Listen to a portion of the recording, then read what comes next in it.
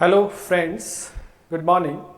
आज हम हमारे यूट्यूब चैनल स्टडी विद प्रयास पर एक नया टॉपिक लेने जा रहे हैं जो हमारा शैक्षिक परिदृश्य और एजुकेशन मैनेजमेंट और एजुकेशन साइकोलॉजी जैसे जो विषय होते हैं वहाँ पर हाल ही के जो सिलेबस हैं उनमें इसे जोड़ा गया है। नई राष्ट्रीय शिक्षा नीति 2020 एनईपी 2020 हमारा आज का टॉपिक होगा।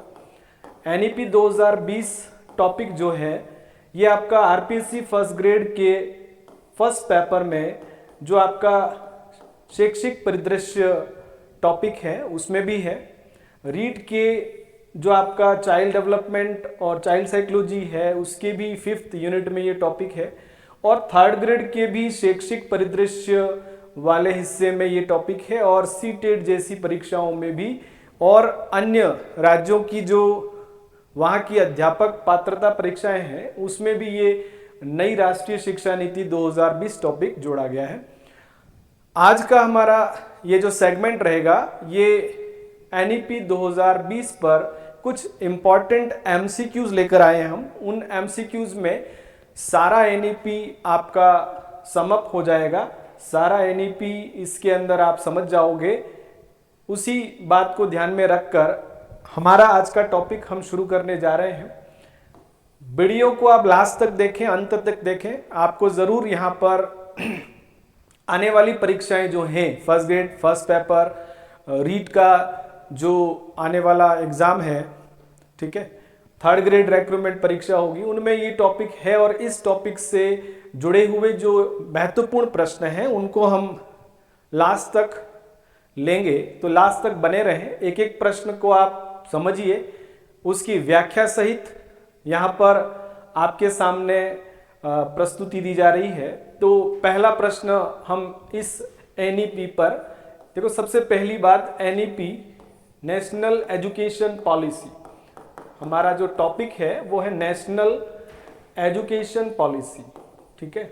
नेशनल एजुकेशन पॉलिसी राष्ट्रीय शिक्षा नीति जो 2020 की नई राष्ट्रीय शिक्षा नीति कही जाती है। भारत की जो केंद्र सरकार है उसने अब तक जो राष्ट्रीय शिक्षा नीतियां लागू की हैं उसमें सबसे नवीनतम है ना, सबसे नवीनतम जो शिक्षा नीति है वो आपकी यही 2020 की शिक्षा नीति है, क्योंकि उसके पहले केंद्रीय सरकार ने, केंद्रीय जो शिक्षा मंत्रालय और एमएचआरडी मिनिस्ट्री थी उसने पहले 1968 में, 1986 में और 1992 में इसके संशोधन के बाद 2020 में नई जो शिक्षा नीति है एनईपी जो सबसे पहली आई थी वो 68 में आई थी, दूसरी एनईपी 86 में आई और तीसरी और सबसे नवीनतम एनईपी अभी जो हम पढ़ने जा रहे हैं 2020 की जो सबसे लेटेस्ट राष्ट्रीय शिक्षा नीति है उसे लागू किया गया है। तो प्रश्न हम यहाँ पर एमसीक्यूज और कुछ प्रीवियस ईयर्स के अंदर पूछे गए क्वेश्चंस का भी समावेश है और हर प्रश्न के उत्तर की व्याख्या भी आपके सामने रखी जाएगी। तो आप देखिए, पहला प्रश्न हम लेने जा रहे हैं आज का कि राष्ट्रीय शिक्षा नीति 2020 को केंद्रीय मंत्रिमंडल द्वारा कब मंजूरी दी गई। पहला प्रश्न, इस एनईपी को जो आपका सेंट्रल मिनिस्ट्री है उसने उसको कब मंजूरी दी उस पर प्रश्न है। तो यहाँ पर विकल्प लिखे हैं 29 जुलाई 2020, 15 अगस्त 2020, 26 जनवरी 2021, 5 सितंबर 2020। यहाँ पर 2020 के 3 ऑप्शन है, लेकिन आप इस क्वेश्चन का जो आंसर है वो ध्यान रखेंगे, इसका उत्तर नंबर 1 सही होगा, है ना। जुलाई के अंदर 29 जुलाई को, ध्यान दें 29 जुलाई 2020, ठीक है, ये इस एनईपी 2020 की मंजूरी की तिथि है। ध्यान देना, केंद्रीय मंत्री जो परिषद है, मंत्रिमंडल है, उसने 29 जुलाई 2020 को इस नीति को मंजूरी दी थी। तो ये आप ध्यान दें, भारत सरकार ने 29 जुलाई 20 को नई राष्ट्रीय शिक्षा नीति को मंजूरी दी। जो कि देश की शिक्षा प्रणाली में बड़े सुधार लाने के उद्देश्य से बनाई गई है। ध्यान दें कि एजुकेशन सिस्टम ऑफ इंडिया है, उसमें एक आमूलचूल परिवर्तन और सुधार लाने के उद्देश्य से नई राष्ट्रीय शिक्षा नीति 2020 29 जुलाई 2020 को मंजूर की गई है ना। देश की जो केंद्रीय मंत्रिमंडल है उसने इसे मंजूरी दी। अगला प्रश्न हम लेने जा रहे हैं। नेक्स्ट क्वेश्चन इज कि राष्ट्रीय शिक्षा नीति 2020 को किस संगठन ने तैयार किया है, मतलब कौन सा ऐसा इंस्टीट्यूशन है ना, कौन सा ऐसा संगठन है, कौन सी ऐसी संस्था है जिसने कि इस एनईपी 2020 को तैयार किया है। तो इसका सीधा सा उत्तर यहाँ पर 4 विकल्प लिखे हुए हैं, एनसीईआरटी, नीति आयोग, शिक्षा मंत्रालय और यूजीसी। लेकिन आपका सही उत्तर होगा यहाँ पर जो एजुकेशन मिनिस्ट्री है। ध्यान दें कि जो केंद्रीय शिक्षा मंत्रालय है ना, इस एजुकेशन मिनिस्ट्री ने इस शिक्षा नीति को बनाने की पहल की है, इसको तैयार करने का जिम्मा उठाया और इसको पूरा किया। तो इसका उत्तर आपका शिक्षा मंत्रालय है। आप ध्यान दें 2020 के अंदर ही इस मंत्रालय को एमएचआरडी के बाद, मतलब ये पहले मानव संसाधन विकास मंत्रालय हुआ करता था 2020 के पूर्व, लेकिन इसके नाम को भी बदल करके शिक्षा मंत्रालय किया गया और उसी शिक्षा मंत्रालय ने एनईपी 2020 जो है उस पॉलिसी को तैयार किया था। एमएचआरडी के नाम से ये पहले जाना जाता था। शुरुआत में इसका नाम शिक्षा मंत्रालय ही था, बाद में इसका नाम एमएचआरडी किया गया और फिर से 2020 में इसे शिक्षा मंत्रालय के नाम से जाना जाता है। ठीक है, अब यहां पर देखिए अगला क्वेश्चन है, राष्ट्रीय शिक्षा नीति 20 ने किस पूर्व शिक्षा नीति को प्रतिस्थापित किया है, मतलब किसको रिप्लेस किया है या सब्स्टिट्यूट किया है। ये आपको ध्यान देना है कि 20 के पहले कौन सी शिक्षा नीति हुआ करती थी। तो यहाँ पर 1968 लिखा है, एक तो राष्ट्रीय शिक्षा नीति 1968, राष्ट्रीय शिक्षा नीति 1986 और एक 86 की ही शिक्षा नीति में एक संशोधन हुआ था, अमेंडमेंट हुआ था 86 की दूसरी जो एनईपी के अंदर, वो संशोधन 1992 में हुआ था, इसी में संशोधन हुआ था और इनमें से कोई नहीं। तो अपना प्रश्न ये है कि कौन सी पूर्व शिक्षा नीति को 20 ने रिप्लेस किया है। तो आपको ध्यान देना है शिक्षा नीति 1986, क्योंकि दूसरी शिक्षा नीति देश की 1986 में बनी थी। ठीक है, 34 साल के बाद में, ध्यान दें 86 + 34 अगर आप करते हैं तो 2020 में हमारी 3rd न्यू एजुकेशन पॉलिसी आई है। ठीक है, तो 1986 को ही बदल करके एक नई आधुनिक और समावेशी नीति के रूप में 2020 की एनईपी को लागू किया गया है, जिस 86 की ही नीति को 92 में संशोधित किया गया था। तो आपको जो शिक्षा नीति अभी तक देश की सरकारें लाई है उस क्रम में आपको ये 3 वर्ष याद रखने। 2020 के पहले पहली शिक्षा नीति आई 1968, दूसरी आई 1986। देखो याद कैसे रखोगे आप, 68 को ही अगर आप इन डिजिट्स को आगे पीछे कर दें तो 86 हो जाएगा और 86 की ही नीति में 92 में अमेंडमेंट एक हुआ था, 1992 में संशोधन हुआ ये वाला, और उसी 86 में 34 काउंट कर दें, जोड़ दें तो 2020 आपकी सबसे लेटेस्ट तीसरी है ना शिक्षा नीति, नई शिक्षा नीति कही जाएगी। ये डिफरेंस और ये गैप भी ध्यान रखें आप। अगला क्वेश्चन है कि राष्ट्रीय शिक्षा नीति 2020 को पूरी तरह से लागू करने का लक्ष्य किस वर्ष तक रखा गया, ये याद रखना। 2020 में बनी इस एनईपी को पूरी तरह से लागू करने का लक्ष्य कौन से वर्ष तक रखा गया है। तो यहां पर 25, 30, 40, 23 लिखा हुआ है। 23 तो ही नहीं सकता है, 5 साल में भी मुश्किल है। ठीक है, 30 तक भी मुश्किल था 10 सालों में। तो 20 साल का इसके अंदर टारगेट रखा गया है 2020 प्लस 20 बराबर 2040 तक। ये याद रखें, 2040 तक सरकार का लक्ष्य है कि एनईपी के सभी सुधार पूरी तरह से लागू हो जाए। मतलब 20 में बनी इस नीति की जो अमेंडमेंट्स हैं या इंप्रूवमेंट्स हैं वो 40 तक लागू हो जाने की बात लक्षित की गई है। ध्यान दें, है ना, इसको लक्ष्य बनाया गया है कि 2040 तक सारे ही सुधार हैं वो लागू हो जाएं। अगला क्वेश्चन देखें, नई शिक्षा नीति 20 के तहत मानव संसाधन विकास मंत्रालय का नया नाम क्या रखा गया? ये प्रश्न आप ध्यान रखें, क्योंकि 20 के पहले मतलब तीसरी नई शिक्षा नीति जब 20 में आई उसके पहले एमएचआरडी मिनिस्ट्री हुआ करती थी, है ना, ministry of human resource development, ministry of human resource development, जिसके अंदर ही शिक्षा, ministry of human resource development करके मिनिस्ट्री हुआ करती थी। पहले मंत्री नाम एमएचआरडी मिनिस्टर के तौर पर लिए जाते थे, लेकिन अभी 2020 के बाद से उसका नाम बदल करके एजुकेशन मिनिस्ट्री कर दिया गया। ये ध्यान रखना, शिक्षा मंत्रालय रखा गया है। शिक्षा को प्राथमिकता देने के लिए एमएचआरडी का नाम बदल करके शिक्षा मंत्रालय कर दिया गया है। ध्यान दें यहां पर कि जब 2020 में एमएचआरडी का नाम शिक्षा मंत्रालय किया गया तो पहले इस 2020 में ही पहले जो शिक्षा मंत्री बने थे मंत्रालय का नाम बदलने के साथ, और नई शिक्षा नीति जो 2020 एनईपी 2020 जो आई वो इन्हीं के नेतृत्व में आई थी, तो वो शिक्षा मंत्री रमेश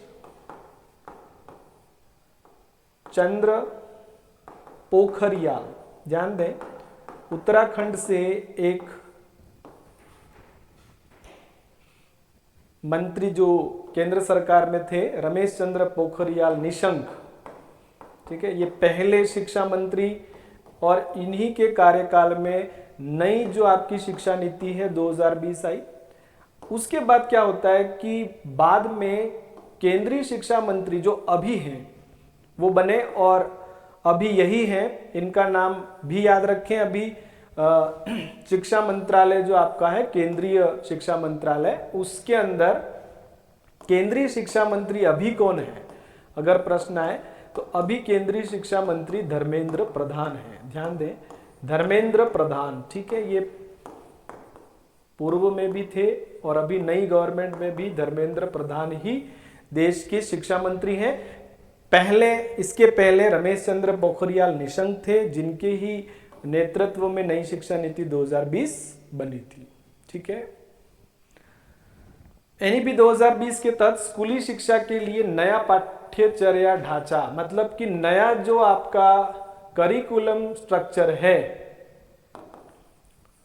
ना, नया जो सिस्टम ऑफ एजुकेशन है उसको किस नाम से जाना जाता है? जैसे यहां पर ऑप्शंस दे रखे हैं 10+2, 5+3+3+4, 8+4, 6+4+2। तो पूर्व में जो पुराना जो ढांचा था शिक्षा का एनईपी 2020 के पहले, वो था 10+2। स्कूली शिक्षा का जो ढांचा था वो 10+2 था, लेकिन अभी नई शिक्षा नीति में आपको याद रखना है 5+3+3+4। इसको हम डिटेल में देखेंगे कि कौन कौन से स्टेजेस, कौन कौन से स्तर स्कूली शिक्षा में इस तरह से काउंट हैं। 5+3+3+4, ठीक है, ये 4 जो स्तर हैं उन 4 स्तरों को हम डिटेल में देखेंगे। ठीक है, 10+2 की जगह आप याद रखें सबसे पहला आंकड़ा 5 आएगा, फिर 2 बार 3 है और लास्ट वाला 4 है। तो ये कंफ्यूजन नहीं हो जाए, क्योंकि यहां पर आपको ऑप्शन में 4+3+3+5 भी दिया जा सकता है, लेकिन आपको याद रखना है कि 5 बड़ा अंक है तो 5 आगे रहेगा और 4 पीछे रहेगा और बीच में 2 बार 3 है। अब ये क्या चीज है उसको हम डिटेल में आगे एक क्वेश्चन में देखेंगे। है ना। तो 10+2 को हटा करके अब 5+3+3+4 किया गया है। स्कूली शिक्षा के नए पाठ्यचर्या संरचना को चेंज किया गया है, ठीक है। वो आगे हम डिटेल में भी देखेंगे इसको। एनईपी 2020 के अनुसार मातृभाषा या क्षेत्रीय भाषा में पढ़ाई कम से कम किस कक्षा तक अनिवार्य रूप से कराई जाएगी, ये प्रश्न इंपॉर्टेंट है। अगला प्रश्न ये है कि किस कक्षा तक मातृभाषा में, मतलब जो आपकी होम लैंग्वेज है, ठीक है, और आपकी जो रीजनल लैंग्वेज है, यहां ध्यान रखें, रीजनल और होम लैंग्वेज में पढ़ाई कम से कम किस कक्षा तक अनिवार्य कर दी जाएगी। तो यहां पर उत्तर होगा इसका कक्षा 5 तक। मतलब आपकी जो प्राइमरी एजुकेशन है ना। अब एक्चुअल में यहां पर ध्यान दें कि कक्षा 5 तक का जो बच्चा है उसको यहां पर कहा गया है कि बेहतर समझ और सीखने की क्षमता बढ़ाने के लिए कक्षा 5 और यदि संभव हो तो कक्षा 8 तक भी मातृभाषा में पढ़ाने का सुझाव दिया गया है। मतलब कक्षा 5 तो इसमें अनिवार्य है, लेकिन अगर ऐसा हुआ, पॉसिबल हुआ, तो कक्षा 8 तक भी होम लैंग्वेज में या जो वहाँ की क्षेत्रीय भाषा है, रीजनल लैंग्वेज है, उसमें बच्चों को पढ़ाया जाएगा ताकि वो अच्छे से समझ पाए, अच्छे से उनमें सीखने की क्षमता का विकास हो पाए। तो ये बात भी ध्यान रखना, 5 तक या प्रोबेबली अगर संभव हुआ तो 8 तक भी, लेकिन न्यूनतम कक्षा 5 तक तो मातृभाषा या क्षेत्रीय भाषा में पढ़ाए जाने की बात एनईपी 2020 करता है, ठीक है। अगला क्वेश्चन देखें आप। द नेक्स्ट क्वेश्चन इज नीति, मतलब जो आपकी एनईपी है, एनईपी 2020, ठीक है। इस नीति के अनुसार स्कूलों में कौन सी परीक्षा समाप्त कर दी जाएगी। ये परीक्षा सुधार को लेकर के जो इसमें बात कही गई है उस पर एक प्रश्न बन रहा है कि कौन सी परीक्षा समाप्त कर दी जाएगी। तो यहाँ पर कक्षा 5, कक्षा 8 की परीक्षा, बोर्ड परीक्षा और कोई भी नहीं लिखा है। तो इस पर अगर अपन बात करें तो न तो कक्षा 5 की परीक्षा को समाप्त किया जाएगा, न ही 8 की, न किसी बोर्ड परीक्षा को। तो इसका उत्तर होगा कोई भी नहीं, है ना। किसी परीक्षा को समाप्त नहीं किया जाएगा, पूरी तरह से कोई परीक्षा समाप्त नहीं होगी। केवल यहाँ पर बोर्ड परीक्षाओं को लेकर के एक बात याद रखनी है कि बोर्ड परीक्षाओं को और इजी और मॉड्यूलर बनाया जाएगा। मॉड्यूलर का मतलब है कि बच्चों की सुविधा के अनुसार उनको परीक्षा का विकल्प दिया जाएगा। तो उसे इजी और मॉड्यूलर बनाने का जरूर सुधार इसमें अपेक्षित है। बोर्ड परीक्षा को न तो खत्म किया जा रहा है, न 5वीं बोर्ड, न 8वीं बोर्ड, न 10वीं बोर्ड, ठीक है, न ही कोई और परीक्षा। जबकि बोर्ड परीक्षा को यहाँ पर आसान और मॉड्यूलर का मतलब सुविधा के अनुसार परीक्षाएं कंडक्ट करवाई जाएंगी, ठीक है। अगला क्वेश्चन इंपॉर्टेंट है, ये प्रश्न आने के पूरे चांस हैं परीक्षा में। वेरी इंपॉर्टेंट क्वेश्चन बनता है कि कौन सा नया शैक्षिक कार्यक्रम, मतलब स्कूली शिक्षा में एक नया कॉन्सेप्ट अब आने वाले वर्षों में आप देखोगे। जैसा कि अभी जो आपकी महात्मा गांधी जो गवर्नमेंट स्कूल्स हैं, एमजीजीएस जो स्कूल्स हैं, इन स्कूलों में ये करिकुलम जो है वो यहाँ पर शुरू हो चुका है। 3 से 6 साल के बच्चों के लिए, जो कि आंगनवाड़ी है ना के बच्चे हुआ करते थे, 3 से 6 याद रखना है ना। सबसे पहले स्कूल एजुकेशन में सबसे पहले जो एंट्री करने वाले या प्रवेश लेने वाले बच्चे 3 से 6 वाले होते हैं।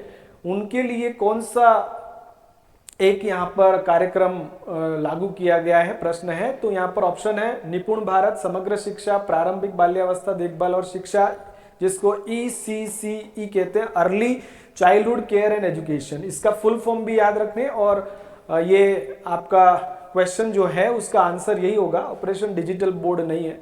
उत्तर इसका ये है कि प्रारंभिक बाल्यावस्था देखभाल और शिक्षा, ECCE का जो एज ग्रुप रहेगा वो 3 से 6 वर्ष रहेगा। ध्यान देना, early childhood care and education मतलब प्रारंभिक बाल्यावस्था, जिसको हम 3 से 6 का एज कहेंगे, ठीक है, वहां पर बच्चों की देखभाल और उनको पढ़ाने के लिए ये कार्यक्रम इस नई शिक्षा नीति के अंतर्गत शुरू किया गया है।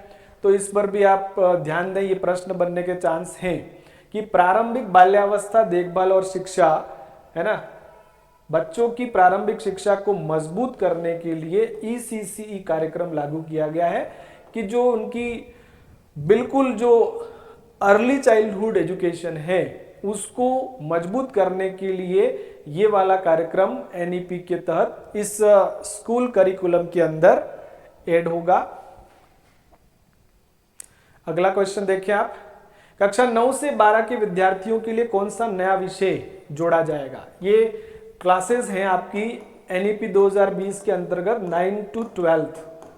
इसके जो विद्यार्थी हैं उसके लिए कौन सा नया विषय, अब यहां पर विषयों के नाम लिखें, गणितीय तर्क, है ना, मैथमेटिकल जो रीजनिंग का विषय, वित्तीय साक्षरता, फाइनेंशियल लिटरेसी, बच्चों को फाइनेंशियली लिटरेट करने का एक विषय, और एक लिखा है इसमें कोडिंग करना, है ना, कंप्यूटर के जो सॉफ्टवेयर हैं उनको डेवलप करने के लिए उनको कोडिंग सिखाने की जो बात है वो, ये 3 बातें इसमें लिखी है। तो कौन सा विषय नया जोड़ा जाएगा, तो यहाँ पर उत्तर इसका होगा सभी विकल्प सही है, क्योंकि NEP में कोडिंग, वित्तीय साक्षरता, गणितीय तर्क और अन्य ऐसे कुछ प्रैक्टिकल सब्जेक्ट्स को भी स्कूली शिक्षा में शामिल किया जाएगा। जैसा कि अभी 9 से 12 में कुछ फिक्स पाठ्यक्रम है और विषय हैं, लेकिन आने वाले समय में इन तरह के विषयों को भी इस पाठ्यक्रम में जोड़ा जाएगा। अगला क्वेश्चन देखिए आप, NEP 2020 के अनुसार उच्च शिक्षा में किस आयोग का गठन किया जाएगा। अब यहां पर UGC तो पहले से ही है, NCT भी पहले से ही है, AICT भी पहले से ही है, लेकिन एक नया HECI, ध्यान दें, ये हम बात कर रहे हैं उच्च शिक्षा के अंदर एक नए आयोग की बात हो रही है, हायर एजुकेशन की बात हो रही है ना। कॉलेज एंड यूनिवर्सिटी जो एजुकेशन है, हायर एजुकेशन उच्च शिक्षा में UGC पहले से ही, NCT पहले से ही, AICT पहले ही है, लेकिन एक नया आयोग यहाँ पर बनने जा रहा है, उसका नाम है HECI। ध्यान दें, ये उत्तर है आपका। HECI क्या है, तो HECI एक्चुअल में उच्च शिक्षा में सुधार के लिए higher education commission of India का गठन प्रस्तावित है। इसका फुल फॉर्म है higher education commission of India, ठीक है। यह आयोग होगा जो कि उच्च शिक्षा के लिए सुधार हेतु एक आयोग बनेगा, प्रस्तावित है HECI, ध्यान दें, ठीक है। UGC और AICT दोनों को जोड़ करके, ध्यान देना, यहाँ पर आगे बात होगी, इस पर भी यह आयोग बनेगा। NEP 2020 के अनुसार उच्च शिक्षा में स्नातक पाठ्यक्रम कितने वर्ष का होगा, ये प्रश्न है कि हायर एजुकेशन में जो स्नातक का मतलब ग्रेजुएशन का पाठ्यक्रम, ग्रेजुएशन सिलेबस कितने वर्षों का होगा। तो यहाँ पर 3 का तो पहले से ही है, 4 वर्ष लिखा है, 5 वर्ष लिखा है, और विकल्प A और B लिखा है। A और B का मतलब है 3 या 4, 3 वर्ष भी हो सकता है या 4 वर्ष भी हो सकता है, ये इसका उत्तर होगा। विकल्प A और B दोनों हैं। अब स्नातक पाठ्यक्रम में क्या होगा, 3 या 4 वर्ष का संभव है, जिसके अंदर एक ऑप्शन मिलेगा, एक सिस्टम इसमें डेवलप हो रहा है, multiple entry exit system. Multiple entry exit का मतलब यही है कि बच्चा जो है वो कभी भी किसी भी तरह से कोर्स को ले सकता है, पाठ्यक्रम को चुन सकता है और वहां से एग्जिट भी कर सकता है। वो क्या है वो आगे देख रहे हैं अपन, कि उच्च शिक्षा में स्नातक पाठ्यक्रम के लिए एक मल्टीपल एग्जिट ऑप्शन प्रणाली का विकास हुआ है, मतलब बहुविकल्पीय प्रणाली। बहुविकल्पीय का मतलब बच्चे के पास में बहुत सारे ऑप्शंस होंगे, विकल्प होंगे, चॉइसेस होंगी कि वो इसके तहत इस तरह से, जैसे देखो इसमें क्लियर कर रखा है इस बात को कि 1 वर्ष का पाठ्यक्रम पूरा करने पर उसे सर्टिफिकेट मिलेगा। जैसे कोई बच्चा एडमिशन लेता है स्नातक के लिए और वो 1 ही साल पढ़ पाता है, उसके अगले सालों में वह नहीं पढ़ सकता है, तो 1 साल भी पढ़ता है तो उसको एक सर्टिफिकेट दिया जाएगा। 2 साल यदि वह पढ़ करके एग्जिट करना चाहता है तो डिप्लोमा मिलेगा उसको, अभी भी 2 साल का डिप्लोमा मिलता है।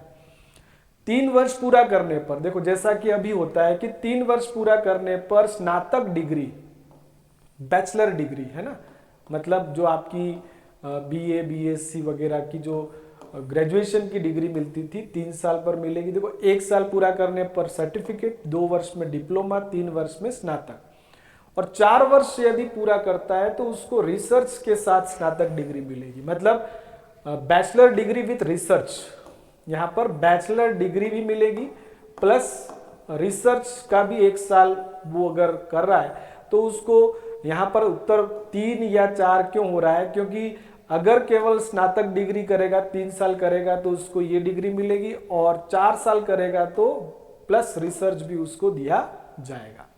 तो 3 या 4 साल स्नातक का कोर्स हो सकता है। ठीक है, ये जो मल्टीपल एंट्री एग्जिट का मतलब यही है कि ये जो कॉलेज एजुकेशन या यूनिवर्सिटी एजुकेशन में ऐसा एक फ्लेक्सिबल स्ट्रक्चर है जिसमें छात्र अपनी शिक्षा को अपनी आवश्यकता और रुचि के अनुसार जारी रख सकता है। जब चाहे वो एडमिशन ले सकता है, जब चाहे वो एग्जिट हो सकता है, लेकिन उसको इस तरह के ये जो सर्टिफिकेट, डिप्लोमा, डिग्री और रिसर्च के उसको मिलेंगे सर्टिफिकेट्स। देखो अगला क्वेश्चन है कि नई शिक्षा नीति के तहत कौन सा नया प्रवेश परीक्षा सिस्टम, यहाँ पर ध्यान दें, एक नया एंट्रेंस एग्जाम सिस्टम लागू होगा।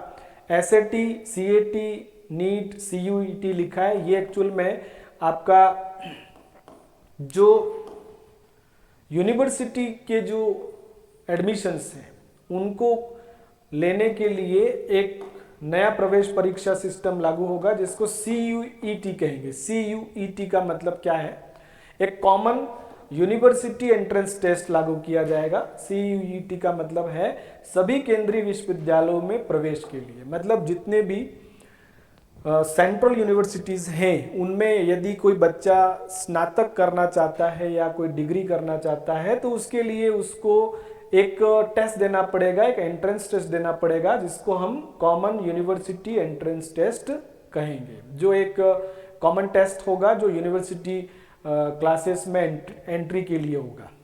ठीक है, अब देखो यहाँ पर एक प्रश्न और है कि एनईपी 20 के अनुसार 2030 तक सभी शिक्षकों के पास न्यूनतम कौन सी डिग्री होनी चाहिए। मतलब ये कि जितने भी टीचर बनेंगे उनके लिए मिनिमम कौन सी डिग्री होनी चाहिए, minimum degree they will have, कौन सी डिग्री होनी चाहिए 2030 तक। ये 20 एनईपी 2020 में ये बात लिखी हुई है कि जो भी शिक्षक होगा उसको मिनिमम एक डिग्री उसके पास होनी चाहिए।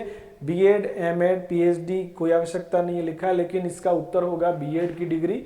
2030 तक सभी शिक्षकों के पास बीएड की डिग्री होनी चाहिए, निजी में पढ़ा रहे हो के पास भी और बाकी भी जो शिक्षक बने हुए हैं संविदा आदि पर और दूसरे किसी तरीके से, तो 2030 तक सभी शिक्षकों के लिए 4 वर्षीय एक इंटीग्रेटेड बीएड डिग्री अनिवार्य होगी। मतलब कि उनको 4 वर्षीय एक, है ना, इंटीग्रेटेड बीएड।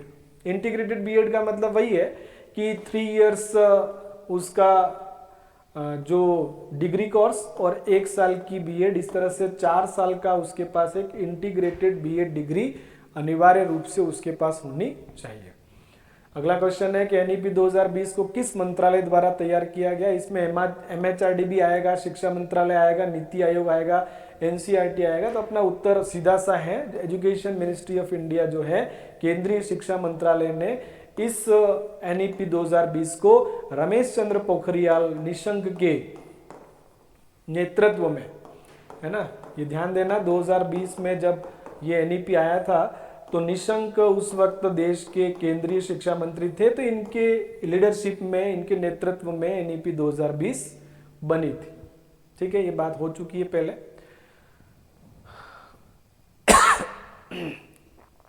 एमएचआरडी का नया नाम भी अपन ने देख लिया। अब ये क्वेश्चन हमारे लिए इंपॉर्टेंट है कि एनईपी 2020 में शिक्षा की किस संरचना को अपनाया गया, कौन सा ढांचा, स्कूल शिक्षा का नया ढांचा, स्कूल शिक्षा का नया ढांचा।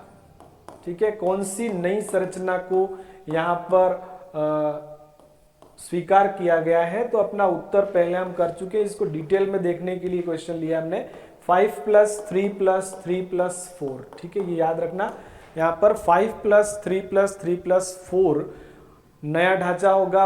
ओल्ड जो संरचना थी वो 10 + 2 थी, जो अब खत्म होकर के ये वाली संरचना होगी। और ये क्या है, देखिए आप 10 + 2 की जगह 5 + 3 + 3 + 4 की संरचना लागू की गई है, जो निम्न प्रकार से है। यहां पर एक बार मैं आपको बताना चाहूंगा कि 5 वर्ष कौन से होंगे, देखो, ठीक है, 3 साल, फिर 3 साल, फिर 4 साल।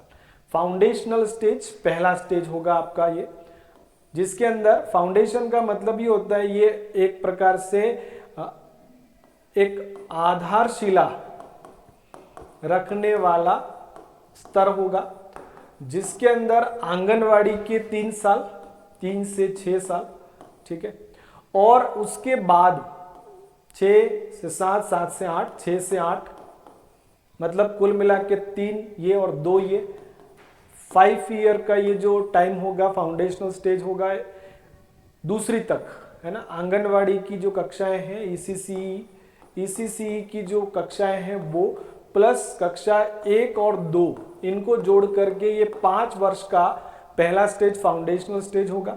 देन अगेन कक्षा 3 से 5, फ्रॉम 3rd to 5th, ठीक है।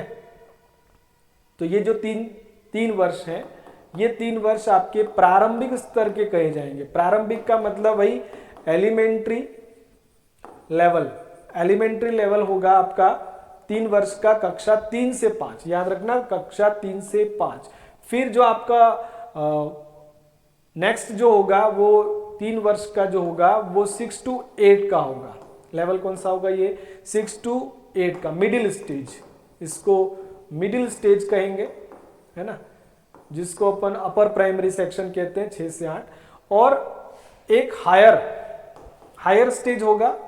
हायर स्टेज कक्षा 9 से 12 का होगा, ये 4 वर्ष का होगा, ठीक है। तो आप ध्यान दें यहाँ पर 5 + 3 + 3 + 4 इस तरह से होगा, ये 5 + 3 + 3 + 4, इस तरह से स्कूल शिक्षा का नया ढांचा कुछ इस प्रकार से आंगनवाड़ी कक्षा 1 से 2, 3 से 5, 6 से 8 और 9 से 12, इस तरह से आप देखना। यहाँ पर ये आप देख लें एक बार, ये जो स्ट्रक्चर है वो कुछ इस प्रकार यहाँ पर बता रखा है, उसको समझने की कोशिश करें आप।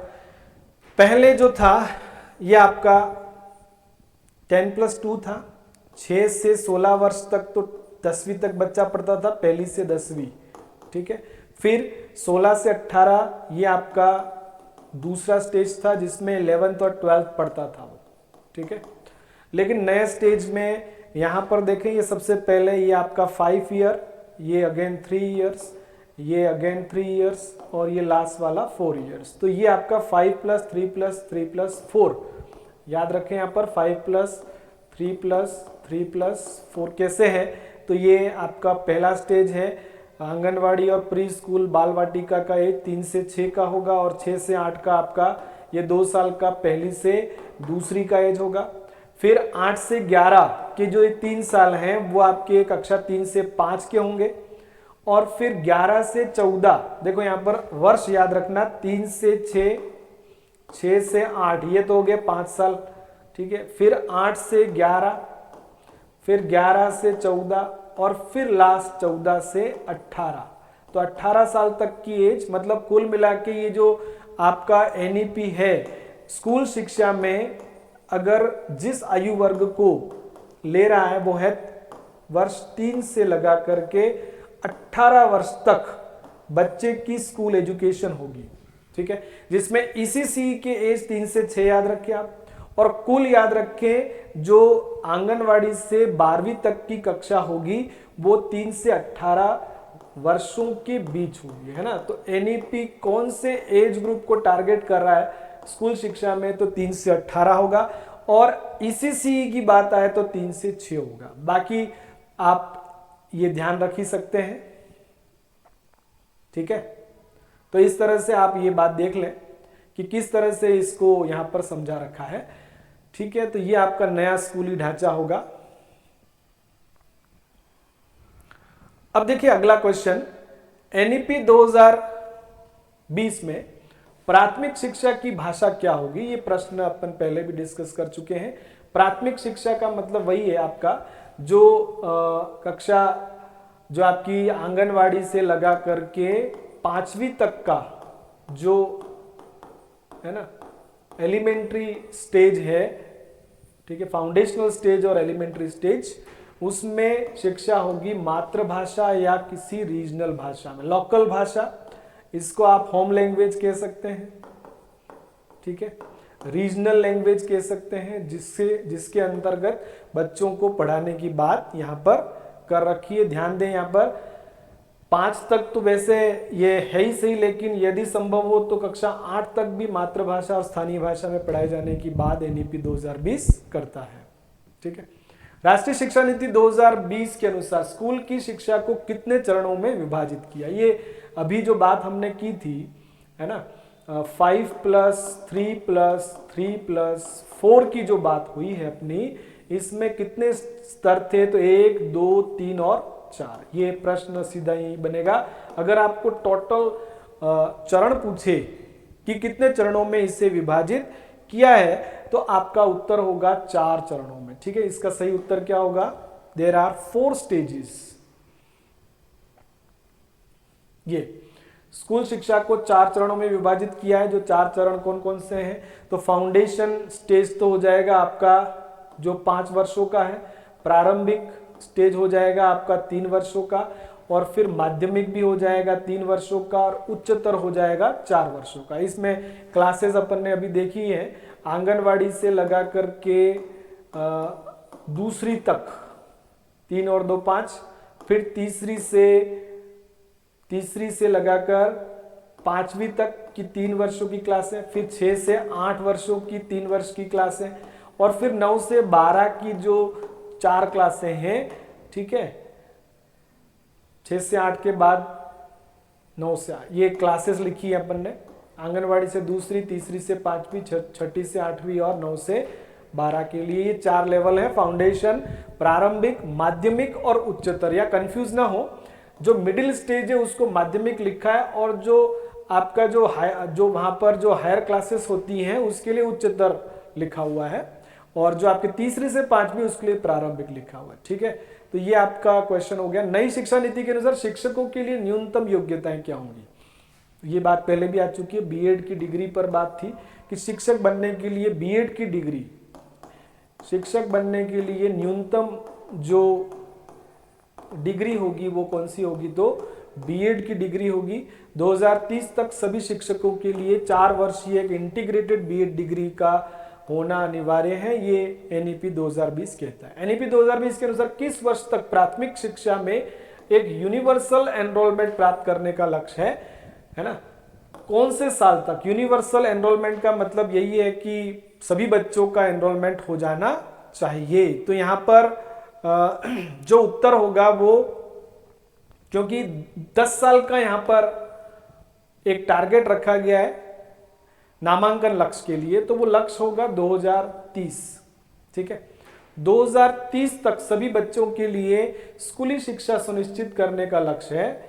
इसी को यहां पर कहा गया यूनिवर्सल जो एनरोलमेंट है प्राप्त करने का टारगेट 2030 वर्ष रहेगा कि 30 तक सभी बच्चों का नामांकन विद्यालय में स्कूली शिक्षा में हो जाए। और एक क्वेश्चन पहले और था कि एनईपी 2020 के सभी सुधारों को 2040 तक प्राप्त कर लिया जाएगा, ये 40 उत्तर उसका होगा। लेकिन नामांकन की बात आए तो 10 साल का ही टारगेट है कि 10 साल में नामांकन, सार्वभौमिक नामांकन प्राप्त कर लिया जाएगा। इसी तरह से अगला क्वेश्चन अपना यह है कि एनईपी 2020 के अनुसार भारत में कितने प्रतिशत gross enrolment ratio, gross enrolment ratio की बात यहां पर है कि ग्रॉस एनरोलमेंट रेशो लक्ष्य रखा गया है, मतलब सकल नामांकन अनुपात, सकल नामांकन अनुपात कितना रखा गया है? तो सकल नामांकन अनुपात की बात जब आती है तो हम यहाँ पर 35 तक, ये एक्चुअल में जो ये GER है ना, सुने अब यहाँ पर ध्यान देना कि स्कूल एजुकेशन में तो 100% नामांकन का लक्ष्य रखा गया है 2030 तक, ठीक है। लेकिन GER की जो बात है ये आपकी उच्च शिक्षा के अंदर लक्षित है।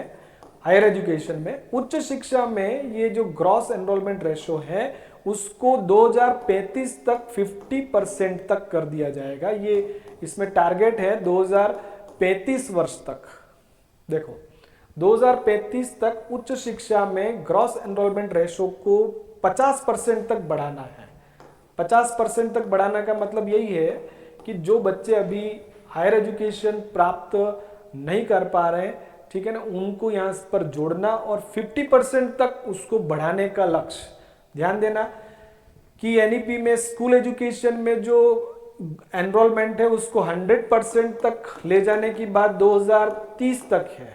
ये स्कूल एजुकेशन की बात है NEP में, लेकिन ये हायर जो एजुकेशन है मतलब उच्च शिक्षा, इसमें इसको 50% तक GER को करने की बात है, लेकिन इसका टारगेट ईयर 2035 है। तो ये याद रखना, ठीक है। स्कूल एजुकेशन में 100% करना है 2030 तक और हायर एजुकेशन में उसको 2035 तक 50% तक बढ़ाने का लक्ष्य है।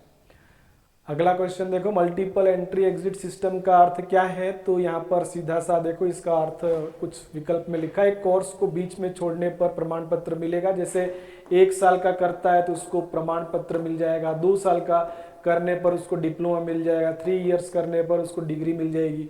किसी भी स्तर पर प्रवेश और निकास की सुविधा, मतलब कभी भी एंट्री कभी भी एग्जिट बच्चा कर सकता है। हायर एजुकेशन में एंट्री एग्जिट का उसको छूट है और छात्र अपनी शिक्षा जारी रख सकता है, मतलब छोड़कर वापस भी आकर के अपनी एजुकेशन को वो कंटिन्यू कर सकता है। तो इसमें मल्टीपल एंट्री एग्जिट सिस्टम का मतलब सभी विकल्प यहाँ सही है, ये सभी बातें इससे जुड़ी हुई है, ठीक है।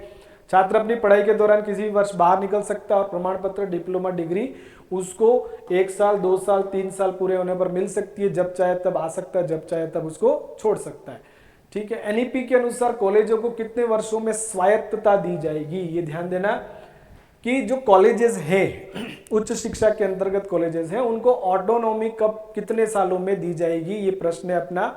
ऑटोनॉमी इनको 15 साल की बात है कि उस कॉलेज को 15 साल में कॉलेजों को पूर्ण स्वायत्तता दे दी जाएगी। स्वायत्तता का मतलब यह है कि वे अपना पाठ्यक्रम और प्रशासनिक निर्णय स्वतंत्र रूप से ले सकेंगे। मतलब कोई भी कॉलेज होगा वो 15 साल के बाद उसको ऑटोनॉमी उसको दी जाएगी गवर्नमेंट के द्वारा, ताकि वह स्वायत्त पाठ्यक्रम और प्रशासनिक निर्णय स्वतंत्र रूप से ले सकता है। वो फ्री होगा अपना पाठ्यक्रम लागू करने के लिए और अपने कुछ एडमिनिस्ट्रेटिव डिसीजन लेने के लिए।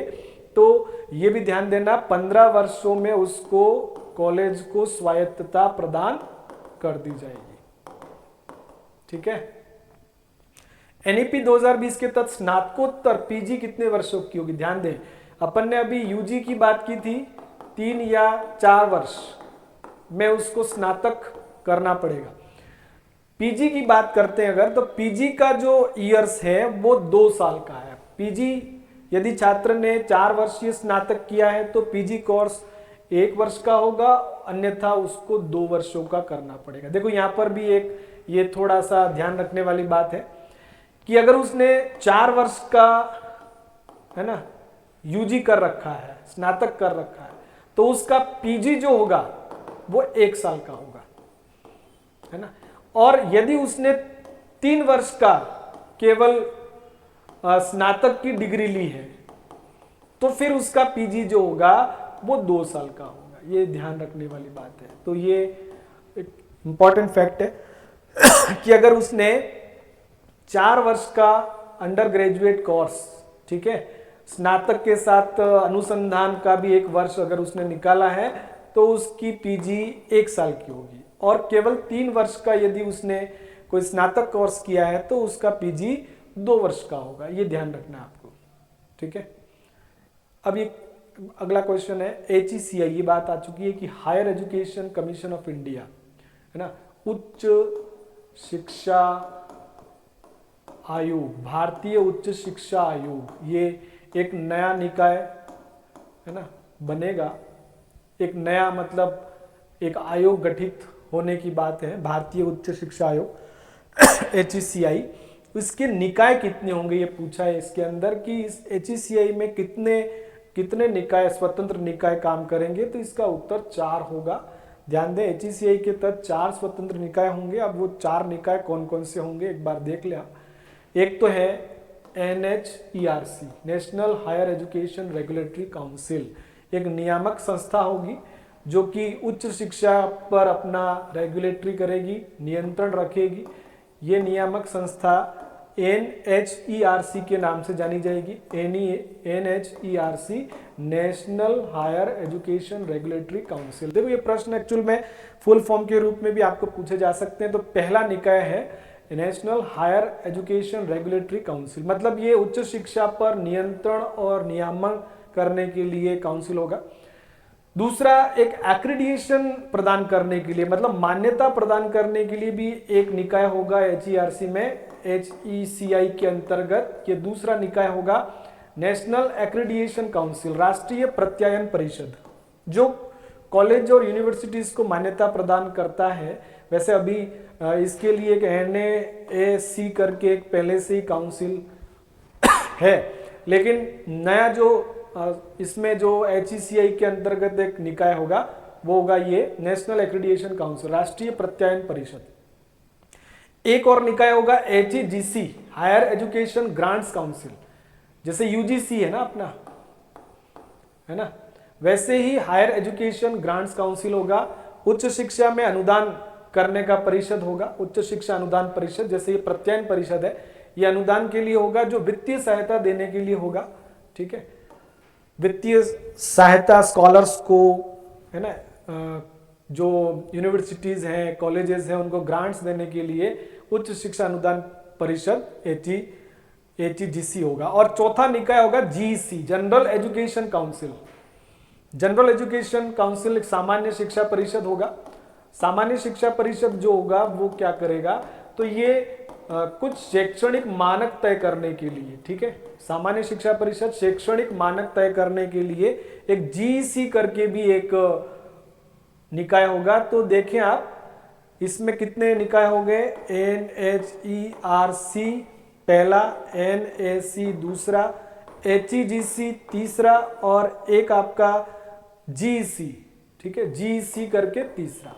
तो 1, 2, 3 और 4, ये 4 निकाय आपके किसमें होंगे, तो ये आपका जो HECI है ना, higher education council of India जो होगा HECI, इसके अंदर ये चार बॉडीज काम करेंगी।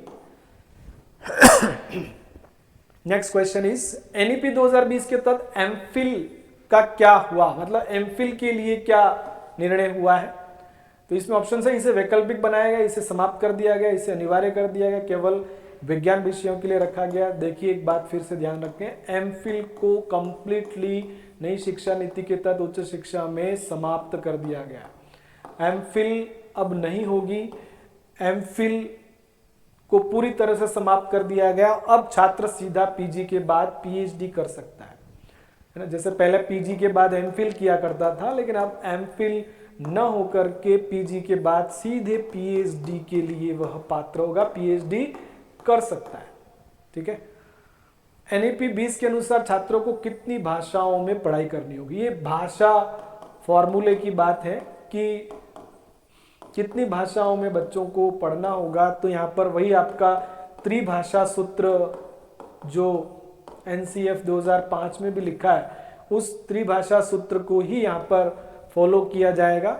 अब 3 भाषाओं में कैसी भाषाएं होंगी, तो त्रिभाषा फॉर्मूला में 3 भाषाएं सीखनी होंगी, जिसमें 2 तो भारत मूल की भाषाएं होंगी। देखो 2 भाषाएं तो होंगी भारतीय मूल की भाषाएं, ठीक है, और एक भाषा जो होगी वो विदेशी होगी। कोई भी विदेशी एक भाषा उसको पढ़नी होगी, जैसे अभी भी हम अंग्रेजी विदेशी भाषा के रूप में पढ़ते हैं। दूसरी भी विदेशी भाषा बच्चा पढ़ सकता है। दो भारतीय भाषाएं, ठीक है, और एक विदेशी भाषा, त्रिभाषा सूत्र कहता है। एनईपी 2020 के तहत एआईसीटीई और यूजीसी का क्या होगा? देखो ध्यान दें, यहाँ पर एक बात फिर से है, एआईसीटीई और यूजीसी इन दोनों को जोड़ करके एक नया संगठन बना है, HECI, higher education council of India. ये परिषद नया जो इसके अंदर बनाया गया है, एचईसीआई, ठीक है। अब देख लें इसमें कि यूजीसी और AICT, all India council for technical education जो है आपका एआईसीटी, और जो यूनिवर्सिटी ग्रांट कमीशन है और जो टेक्निकल एजुकेशन का एक काउंसिल है, उन दोनों को मिला करके higher education commission of India में उसको विलय कर दिया गया। अगला देखिए, एनईपी 20 के तहत एनटीए, नेशनल टेस्टिंग एजेंसी का क्या कार्य होगा? ये क्या काम करेगी? एनटीए क्या काम करेगा? एक राष्ट्रीय स्तर की टेस्टिंग एजेंसी होगी जो सभी विश्वविद्यालयों के लिए परीक्षा आयोजित करेगी। ये ध्यान देने वाली बात है। एनटीए का काम क्या होगा? तो एनटीए सब विश्वविद्यालयों के लिए एक सामान्य सीयूईटी, देखो ध्यान देना, एनटीए का काम होगा सीयूईटी का आयोजन करना, एक कॉमन यूनिवर्सिटी एंट्रेंस टेस्ट का आयोजन करेगा एनटीए। उच्च शिक्षा में एनईपी 20 का मुख्य उद्देश्य क्या है? तो यहाँ पर कुछ ऑप्शंस हैं। मल्टीपल एंट्री एग्जिट, एक ही विषय में पढ़ाई, केवल अंग्रेजी में शिक्षा, सभी विश्वविद्यालयों का निजीकरण नहीं। इसका उत्तर सीधा होगा मल्टीपल एंट्री और एग्जिट। उच्च शिक्षा में एनईपी का मुख्य उद्देश्य यही है।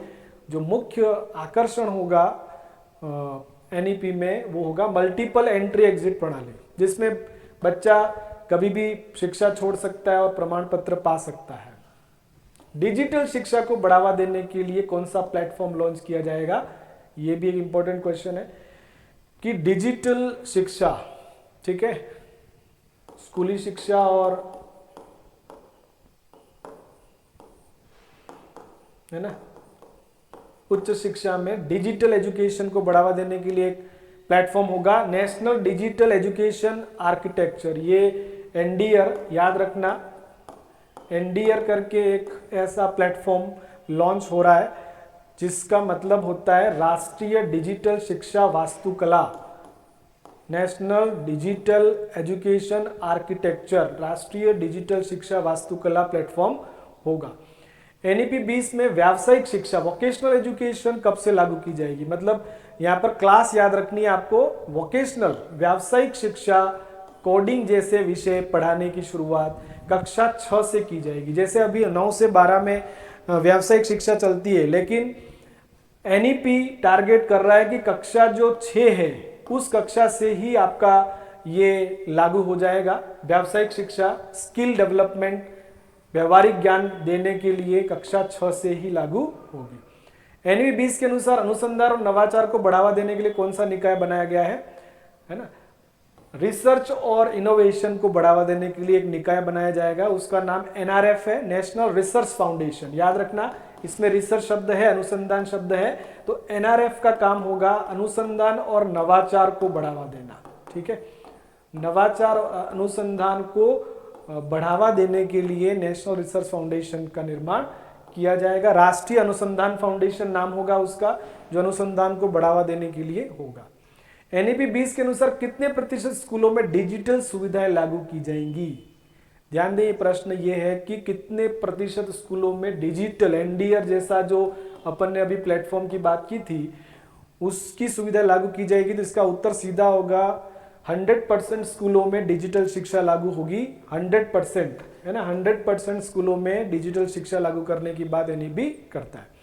नई शिक्षा नीति में शिक्षक प्रशिक्षण के लिए कौन सा कार्यक्रम होगा? देखो, शिक्षक जो बने हुए हैं उनकी ट्रेनिंग के लिए, टीचर्स ट्रेनिंग के लिए कार्यक्रम की शुरुआत 2019-20 में पहले ही चल रही थी, वो है निष्ठा। ध्यान दें, निष्ठा एक ऐसा प्रोग्राम है, एक ऐसा कार्यक्रम है जिसको हम national initiative for school heads and teachers holistic advancement कहते हैं।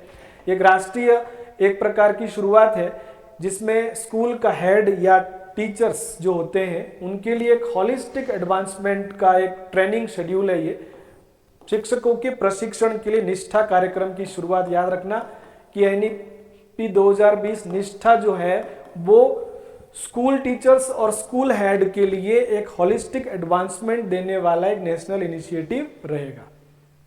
अब यहां पर देखें, एनईपी के अनुसार कितने वर्ष तक आयु के बच्चों के लिए ईसीसी, ये प्रश्न आ चुका है। देखो, एनईपी टोटल 3 से 18 वर्ष के बालकों की स्कूल शिक्षा की बात कर रहा है, ठीक है, जिसमें आप 5+3+3+4 को टारगेट कर रहे हो। लेकिन ईसीसी के एज, ईसीसी का मतलब वही है early childhood care and education, ये 2 से 4 होगा क्या, 3 से 6, 4 से 8, 5 से 7, तो इसका उत्तर सीधा होगा 3 से 6। आंगनवाड़ी है ना, आंगनवाड़ी की जो क्लासेस या जिसको अपन बाल वाटिका कहते हैं, बाल वाटिका की जो 3 क्लासें हैं वो 3 से 6 में चलेंगी, जैसे नर्सरी, ठीक है, एलकेजी और यूकेजी की जो क्लासें हैं जो आंगनवाड़ी में पहले चला करती थी, अब वो स्कूल एजुकेशन में ईसीसी के रूप में चलेगी, ठीक है। 3 से 6 वर्ष के बच्चों के लिए ईसीसी लागू किया गया। एनईपी 20 के अनुसार भारत का शिक्षा बजट जीडीपी का कितना % होगा, ये एक टारगेट रखा गया था कि बजट फॉर एजुकेशन जीडीपी का कितना प्रतिशत होगा, ये याद रखना। इसका उत्तर 6% तय किया गया था एनईपी के अंदर कि प्रति वर्ष जीडीपी का 6% है ना शिक्षा बजट होना चाहिए, ऐसा बात हुई थी। शिक्षा का बजट जीडीपी का 6%, याद रखना ये प्रतिशत 6% बजट एजुकेशन बजट होना चाहिए। कक्षा 10 और 12 की बोर्ड परीक्षाओं को कैसे बदला जाएगा, क्या इन्हें समाप्त कर दिया जाएगा, केवल 12वीं की होंगी, अधिक व्यवहारिक और विश्लेषणात्मक 10वीं और 12वीं की होंगी, प्रारूप पहले जैसा होगा। तो इसका उत्तर यह होगा कि बोर्ड परीक्षाएं अधिक व्यवहारिक और विश्लेषणात्मक हो जाएंगी, उनको न तो बंद किया जाएगा न ही कुछ और परिवर्तन होंगी, लेकिन प्रैक्टिकल होंगी और एनालिटिकल होंगी। मतलब बोर्ड परीक्षाओं को ज्ञान आधारित से अधिक व्यवहारिक, मतलब नॉलेज बेस्ड, कॉग्निशन बेस्ड नहीं होंगी, ये व्यवहारिक और विश्लेषणात्मक होंगे, ताकि रटंत प्रवृत्ति को कम किया जाए। बच्चा जो ज्ञान आधारित परीक्षा देने के लिए रटता था, लेकिन यदि उसको व्यावहारिक और विश्लेषणात्मक कर दिया जाएगा तो शायद वो रटन प्रवृत्ति से मुक्ति मिल जाएगी। एनईपी 20 के अनुसार कितने वर्षों तक के बच्चों के लिए फाउंडेशन लिटरेसी और न्यूमरेसी, जिसको हम एफएलएन मिशन कहते हैं, है ना, एफएलएन मिशन की बात एनईपी में होती है, फाउंडेशनल लिटरेसी और न्यूमरेसी, मतलब कि बच्चा जो है कितने साल तक फाउंडेशनल लिटरेसी और न्यूमरेसी, 2 बातें हैं, साक्षरता और आंकिकता, मतलब अंकों का ज्ञान, ठीक है, उसको इस तरह का जो फाउंडेशन है, उस तरह का आधार है, वो देने का एक मिशन एफएलएन के नाम से 8 साल तक के बच्चे के लिए ये मतलब लक्षित है, या है ना रखा गया है। 8 साल तक का बच्चा कौन सा होगा, तो 3 से 8 वर्ष का बच्चा। अब कौन से, जो आपका पहला ही स्तर, फाउंडेशनल जो स्तर है, जिसके अंदर आंगनवाड़ी के 3 से 6 के बच्चे और पहली और दूसरी का जो बच्चा है 6 से 8 वर्ष तक का जो बच्चा है, ठीक है, मतलब ये 3 वर्ष ये हो गए और 2 ये हो गए, कुल मिला के स्कूल शिक्षा के पहले 5 वर्षों तक के बच्चों को इसको टारगेट किया गया। ये क्या है, देखो, foundational literacy numeracy mission FLN का उद्देश्य 8 साल तक का जो बच्चा है, 3 से 8 वर्ष तक का जो बच्चा है, उसको बुनियादी गणित और भाषा कौशल, देखो ध्यान देना, एफएलएन का हिंदी यही होता है, बुनियादी गणितीय ज्ञान और भाषा कौशल में सक्षम बनाना। बच्चा जो है वो लैंग्वेज में स्किल्ड हो और मैथ में स्किल्ड हो, इसके लिए, और वो भी खास करके जो उसका आधारभूत ज्ञान है गणित और भाषा कौशल का, उसमें सक्षम बनाना एफएलएन का टारगेट है। और वो भी कौन से साल तक के बच्चों को एफएलएन मिशन के तहत टारगेट किया गया है, तो 8 वर्ष तक के बच्चों को। एनईपी 20 के अनुसार किस संगठन को शिक्षक प्रशिक्षण की गुणवत्ता सुधारने की जिम्मेदारी दी गई है, मतलब teachers training quality, teachers training quality को इंप्रूव करने की जिम्मेदारी एनसीटी को है, national council for teacher education, जो पहले से ही जो आपकी टीचर्स ट्रेनिंग कॉलेजेस को देखता है, उनका कोर्स तय करता है एनसीटी को ही ये जिम्मेदारी यहाँ पर सौंपी गई है। ठीक है, शिक्षक प्रशिक्षण की गुणवत्ता सुधार करने के लिए और बीएड कार्यक्रम को नए सिरे से तैयार करने का जिम्मा एनसीटी के पास गया है, जो अभी भी उसी के पास है। एनईपी के अनुसार भारतीय विश्वविद्यालयों में विदेशी विश्वविद्यालयों की स्थापना के लिए कौन सा प्रावधान किया गया है? हाँ, यहां ध्यान रखना, इंडियन यूनिवर्सिटीज में विदेशी विश्वविद्यालयों की स्थापना के लिए प्रावधान कौन सा रखा गया है? तो यहाँ पर जो विश्व के, देखो ध्यान देखना, हमारे भारत की यूनिवर्सिटी एजुकेशन में जो वर्ल्ड की टॉप 100 विश्वविद्यालय, उनको भारत में कैंपस खोलने की अनुमति दी जाएगी। ये एनईपी कहता है कि उच्च शिक्षा में सुधार के लिए जो वर्ल्ड टॉप 100 जो यूनिवर्सिटीज हैं वो इंडिया में अपने कैंपस खोल सकते हैं। तो ये भी एक इंपॉर्टेंट बात है। ठीक है, इनको ये अनुमति देने की बात एनईपी करता है। एनटीए की भूमिका पहले ही बात हो चुकी है। नेशनल टेस्टिंग एजेंसी का काम क्या होगा? तो ये आपका जो है वो सामान्य प्रवेश परीक्षा करवाएगा यूनिवर्सिटी में एडमिशन लेने के लिए। CUET कॉलेज एडमिशन लेने के लिए एक common university entrance test NTA करवाएगा, ये ध्यान देना। नेशनल टेस्टिंग एजेंसी का काम होगा सामान्य प्रवेश परीक्षा का आयोजन करवाना। ठीक है, ये बात भी पहले कर चुके हम। कॉमन यूनिवर्सिटी एंट्रेंस टेस्ट का आयोजन, एक जो सामान्य प्रवेश परीक्षा होगी उसका एनटीए करेगा विश्वविद्यालयों के लिए। एनईपी के अनुसार छात्रों को किस कक्षा में व्यावसायिक, ये बात भी आ चुकी है, कक्षा 6 से, है ना, वोकेशनल एजुकेशन उनको प्रोवाइड करने की बात है। कक्षा 6 से ही कोडिंग सिखाने की बात भी एनईपी करता है। ये इंपॉर्टेंट फैक्ट है। कोडिंग कौन सी क्लास से सिखाई जाएगी और वोकेशनल कहाँ से सिखाया जाएगा? तो कक्षा 6 से ही कौशल प्रशिक्षण और व्यावसायिक शिक्षा बच्चों को देने की बात हुई है। नई शिक्षा नीति 20 के मसौदे को जून 2017 में गठित ड्राफ्टिंग कमेटी के अध्यक्ष कौन थे? ये याद रखना, 20 की ये जो नीति आई उसके लिए जून 2017 में एक ड्राफ्टिंग कमेटी बनी, मसौदा समिति, उसके अध्यक्ष की बात हुई है। यहां पर देखो ऑप्शन है TSR सुब्रमण्यम, रमेश निशंक पोखरियाल, नरेंद्र मोदी, और एक लिखा है इसमें डॉक्टर कृष्णा स्वामी कस्तूरी रंगन। तो इसका सीधा उत्तर अपन बता देते हैं आपको कि डॉक्टर जो के कस्तूरी रंगन है। ठीक है, ये इंपॉर्टेंट प्रश्न है इस टॉपिक का कि जून 2017 में जो एक नई शिक्षा नीति के लिए एक ड्राफ्ट कमेटी बनी थी उसके अध्यक्ष कृष्णा स्वामी कस्तूरी रंगन थे। ठीक है, कृष्णा स्वामी कस्तूरी रंगन एक बहुत ही फेमस वैज्ञानिक रहे, पहले शिक्षाविद रहे। तो ये के कस्तूरी रंगन है जो कि इस ड्राफ्टिंग कमेटी के अध्यक्ष बने थे। ठीक है, अब देखिए एक बात और कि भारत के इतिहास में अब तक कितनी बार शिक्षा नीति आ चुकी है। ये बात भी पहले फर्स्ट में हमने बात कर ली थी कि अब तक भारत की इतिहास में 3 बार, 1968 first education policy, 1986 second education policy और 2020 में तीसरी शिक्षा नीति जो अभी अपनी पढ़ रहे हैं वही है। तो 3 बार अब तक हो चुकी है। एक बार केवल अमेंडमेंट हुआ है 92 में, जो 86 की शिक्षा नीति का संशोधन हुआ था। अब देखो उस वक्त पीएम कौन थे? तो 1968 में तो इंदिरा गांधी पीएम थी, है ना। 1986 में उन्हीं के सुपुत्र राजीव गांधी थे और 2020 में नरेंद्र मोदी की सरकार के समय एनईपी 2020 नरेंद्र मोदी की, है ना। अब एक यहाँ पर जो बात हुई थी उसमें भी आप देख लें कि एनईपी 2020 जब बना तब शिक्षा मंत्री रमेश निशंक पोखरियाल थे। ठीक है, प्रधानमंत्री की बात करते नरेंद्र मोदी थे और उस ड्राफ्ट कमेटी के अध्यक्ष कृष्णा स्वामी कस्तूरी रंगन थे। तो ये तीनों क्वेश्चन आपको ध्यान रखना है, शिक्षा मंत्री, प्रधानमंत्री और उस ड्राफ्ट कमेटी के अध्यक्ष। ठीक है, हाँ एक और क्वेश्चन ऐसा ही नई शिक्षा नीति के संबंध में, मतलब जो जून 2017 के पहले, जून 2017 में तो के कस्तूरी रंगन को बनाया गया इसका अध्यक्ष, लेकिन उसके पहले मई 2026 में एक और व्यक्ति की अध्यक्षता में एक समिति ने अपनी रिपोर्ट प्रस्तुत की थी नई शिक्षा नीति के विकास के लिए।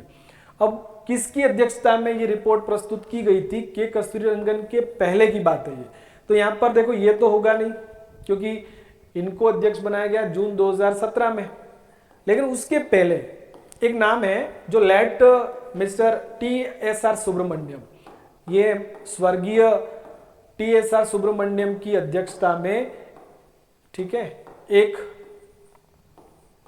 समिति ने अपनी रिपोर्ट प्रस्तुत की थी। तो ध्यान देना, कस्तूरी रंगन के पहले नई शिक्षा नीति से जुड़ा हुआ व्यक्ति जो होगा वो TSR सुब्रमण्यम होगा। तो ये भी ध्यान रखें, ये मई 2016 से जुड़ा हुआ व्यक्ति है। यहाँ पर दोनों के लिए अलग अलग टाइमलाइंस याद रखनी है आपको। मई 2016 सुब्रमण्यम और जून 2017, मई और जून। देखो यहाँ पर पहले मई 2016 है और यहाँ जून 2017 है। तो यहाँ पर कस्तूरी रंगन है और यहाँ पर आपके सुब्रमण्यम है, ठीक है। स्वर्गीय TSR सुब्रमण्यम मई 2016 में गठित समिति के अध्यक्ष थे और उन्होंने एक रिपोर्ट प्रस्तुत की थी। छात्रों के मूल्यांकन के लिए एक प्रश्न इंपॉर्टेंट आ रहा है कि बच्चों के मूल्यांकन के लिए किस नाम से एक राष्ट्रीय मूल्यांकन या आकलन केंद्र की स्थापना की जाएगी, जिसका नाम क्या होगा, ठीक है। स्वयं, निष्ठा, विद्यादान और परख। तो यहाँ पर ध्यान रखें कि मूल्यांकन के लिए और आकलन के लिए एक नेशनल मूल्यांकन आकलन केंद्र की स्थापना परख के नाम से, यहाँ पर एक नाम आएगा आपके सामने। ये प्रश्न आ भी चुका है एक बार और आ भी सकता है फिर, कि परख क्या होगा। ये उत्तर है इसका परख, ठीक है। परख प्रदर्शन मूल्यांकन, मतलब बच्चे की परफॉर्मेंस का इवैल्यूएशन, उसकी समीक्षा करता है और समग्र विकास के लिए ज्ञान का विश्लेषण करता है। ये हिंदी इसका फुल फॉर्म है। परख का हिंदी फुल फॉर्म ये है, क्योंकि इसकी अंग्रेजी भी याद रखें, performance assessment review and analysis of knowledge for holistic development, ठीक है। समग्र, ये समग्र विकास की बात हो गई।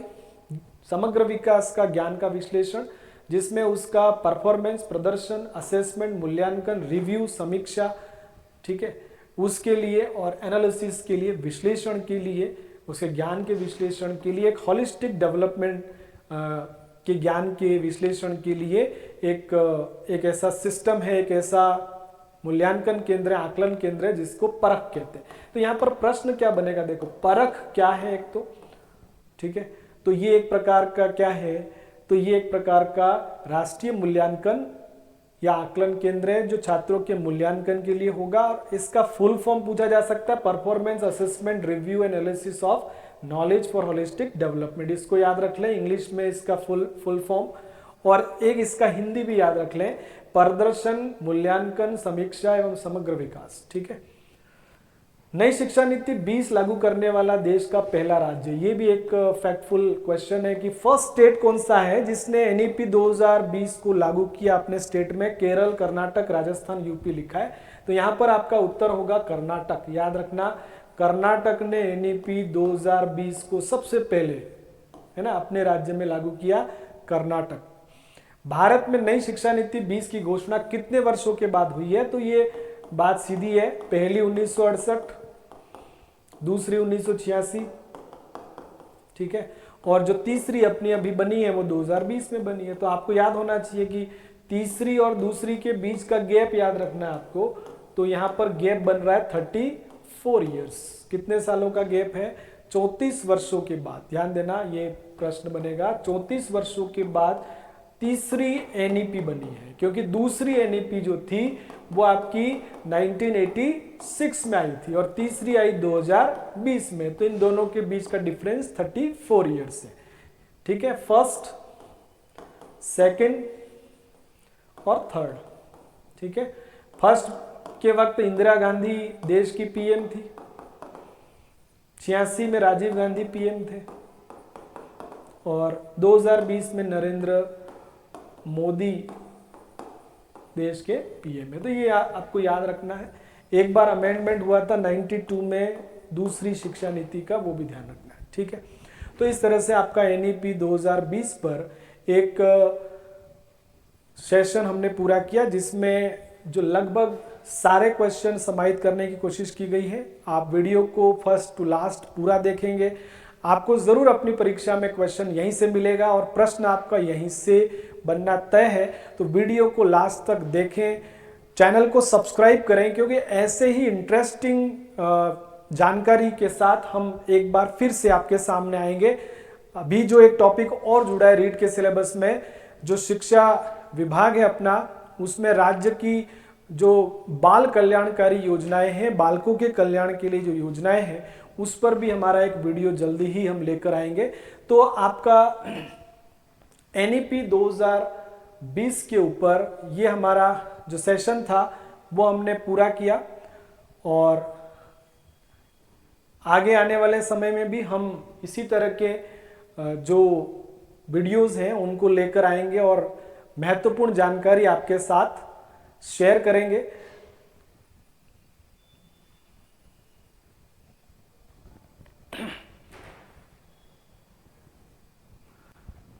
बहुत ही महत्वपूर्ण एक टॉपिक को लेकर हम आज आपके सामने यहाँ पर थे।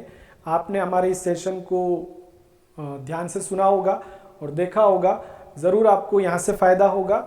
आने वाले समय में ऐसे ही कुछ इम्पॉर्टेंट टॉपिक्स को लेकर हम पुनः हाजिर होंगे। तब तक आप बने रहें चैनल के साथ, चैनल को सब्सक्राइब कर लें, वीडियो को लाइक करें और शेयर करें, अपने मित्रों तक पहुंचाएं ताकि सभी को इसका मैक्सिमम फ़ायदा मिल पाए। धन्यवाद। जय हिंद, जय भारत।